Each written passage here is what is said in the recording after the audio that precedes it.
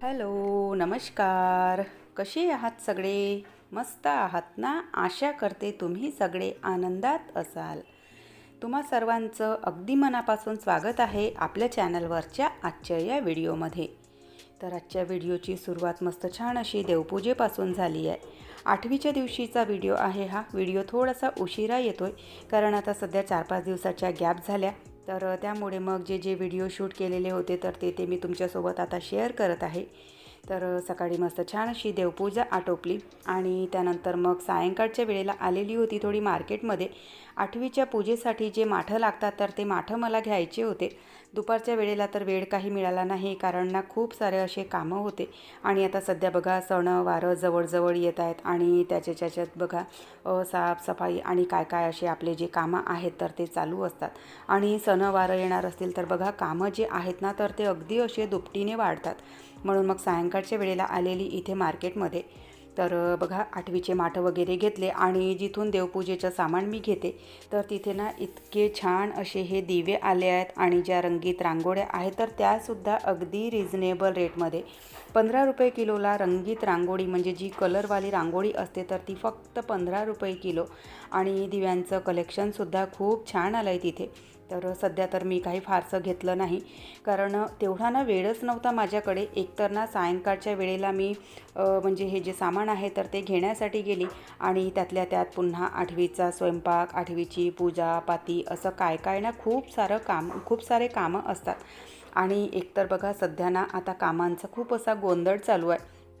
तर त्यामुळे मग म्हटलं की आता एक्स्ट्राचं जे सामान आहे तर ते नको आता, कारण आता सध्या पूजेचं जे सामान आहे तर तेच घ्यायचं आणि त्यानंतर मग घरी पुन्हा स्वयंपाक पाणी काय असं होतं. तर म्हणून मग फारसं काही सामान मी घेतलं नाही. 1-2 दिवसात जाणार आणि ते सामान घेणार.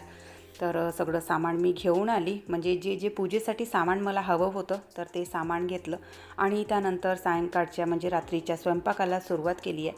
तर आजच्या दिवशी बघा थोडंसं ना म्हणजे भजे पुऱ्या वगैरे असं काय बनवतात आणि सोबतच गोड पोळ्या म्हणजे ज्या साखरेच्या पोळ्या असतात तर त्या पोळ्यांचा ना नैवेद्य 8वी मातेला लावल्या जातो.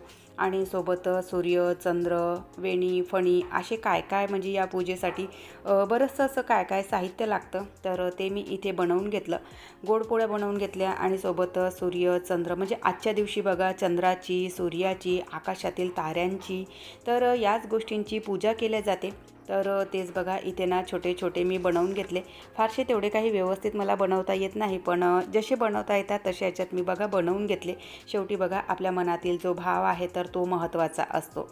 तर अशा प्रकारे बघा इथे गोड पोळ्या, सूर्य, चंद्र असं मी बनवून घेतलं आणि त्यानंतर थोड्याशा म्हणजे पुऱ्या, भजे असं सुद्धा बनवावं लागतं. तर म्हटलं चला जो स्वयंपाक आहे तर तो थोडासा पटापट आटोपून घेऊयात आणि त्यानंतर मग पूजेची थोडीशी मांडणीसुद्धा करायची आहे. आणि बघा सणावारांमध्ये जोपर्यंत आपण असा थोडासा छान असा गोडाधोडाचा तळणापुरणाचा स्वयंपाक बनवत नाही तोपर्यंत सणवारंसुद्धा सणावारासारखे वाटत नाही. जेव्हा आपण छान असा जो तळणापुरणाचा स्वयंपाक वगैरे बनवतो आणि त्याचा सुगंध सगळ्या घरामध्ये दरवळतो तर तेव्हाच खरंच त्या सणाला म्हणजे सणाचं महत्त्व येतं. तर म्हणून मग थोडे म्हणजे अगदी थोडंच कारण आता घरी जे आहे तर मी, मुली आणि माझ्या सासूबाई आम्ही इतकेच होतो. मिस्टर ट्रेनिंगला गेलेले आहेत, ते दिवाळीच्या जवळपास ट्रेनिंगवरून येणार आहेत. तर त्यामुळे मग सगळं असं थोडंफारच मी बनवून घेतलं आणि त्यानंतर इथे पूजेची मांडणी करून घेतली. तर बघा नेहमीप्रमाणे पूजेची जी सुरुवात आहे तर ती रांगोळीने होते. रांगोळी काढली, त्यावर छान असा छोटासा चौरंग ठेवला. अगदी छोटीशीच पूजा असते ही, पण पूजेला म्हणजे पूजेसारखा आपण जेव्हा ते साजरं करतो तर तेव्हाच त्या पूजेला एक महत्त्व प्राप्त होतं.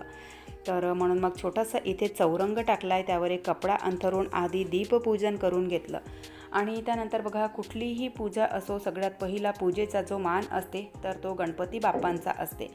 तर ही एक ना म्हणजे गणपती बाप्पांची मूर्तीच मी आता सगळ्या पूजेंमध्ये ठेवते.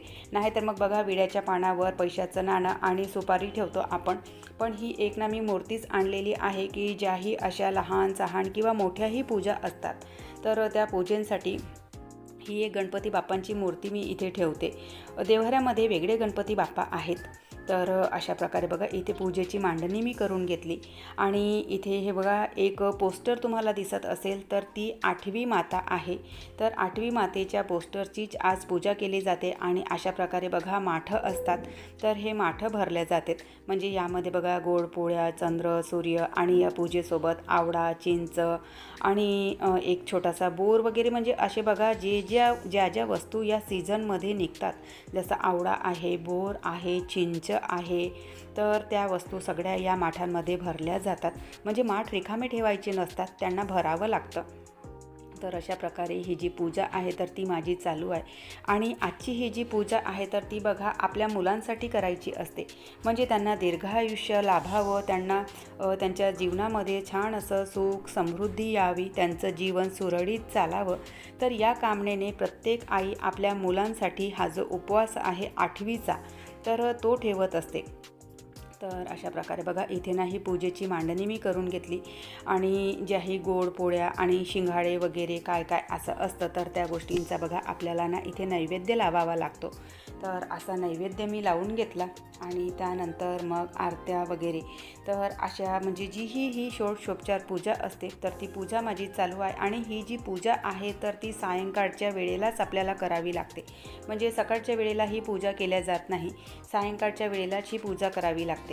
तर अशा प्रकारे बघा इथे ही पूजेची जी मांडणी आहे तर ती मी करून घेतली आणि त्यानंतर मग पुन्हा आणखी बाहेर आपल्या अंगणामध्ये ही पूजा करावी लागते।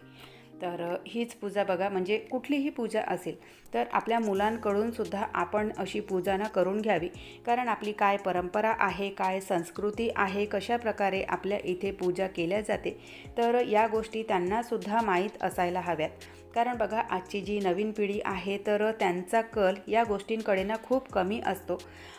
एकतर बघा त्यांचं जीवन म्हणजे इतकं व्यस्त असतं, अभ्यासाचा प्रेशर आणि त्यानंतर मग पुन्हा आणखी त्यांचं आपलं काय काय असं चालू असतं, तर त्यामुळे या गोष्टींकडे त्यांना लक्ष द्यायला एकतर वेळ मिळत नाही आणि दुसरी गोष्ट म्हणजे आजच्या पिढीचा कलसुद्धा थोडासा पूजापाठींमध्ये कमी असतो।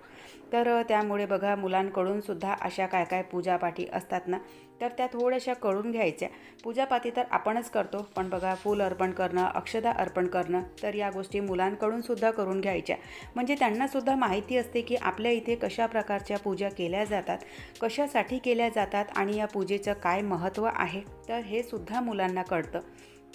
तर म्हणून मग अशा काही लहान सहान पूजा असतील तर मुलांकडून सुद्धा मी करून घेते। तर देव्हाऱ्याजवळ ही पूजा आटोपली आणि त्यानंतर इथे मागे बाल्कनीमध्ये म्हणजे चंद्रप्रकाशामध्ये सुद्धा ही पूजा करावी लागते। तर बाहेर बाल्कनीमध्ये सुद्धा ही पूजा करून घेतली, चंद्राला सुद्धा थोडा अर्घ्य वगैरे द्यावा लागतो, तर तो करून घेतला आणि त्यानंतर बघा आजच्या दिवशी मुलांचं औक्षवणसुद्धा केल्या जातं। म्हणजे त्यांना दीर्घायुष्य लाभावं, त्यांच्या जीवनामध्ये सुख समृद्धी यावी, ती कायम राहावी, तर यासाठी म्हणून मुलांचं औक्षवणसुद्धा केल्या जातं आजच्या दिवशी। तर अशा प्रकारे बघा अगदी छोटीशी अशी ही 8वीची पूजा आज मी तुमच्यासोबत शेअर केलेली आहे। व्हिडिओ इथेच संपवते, आशा करते तुम्हाला आवडला असेल। व्हिडिओ कुठे जरी आवडला असेल तर लाईक करा, चॅनलवर पहिल्यांदा आले असाल तर सबस्क्राईब करा, बेल आयकॉनसुद्धा क्लिक करा, जेणेकरून माझ्या येणाऱ्या व्हिडिओचं नोटिफिकेशन तुम्हाला असंच मिळत राहील। व्हिडिओ कसे वाटतात ते सुद्धा न चुकता कमेंट करून सांगत चला।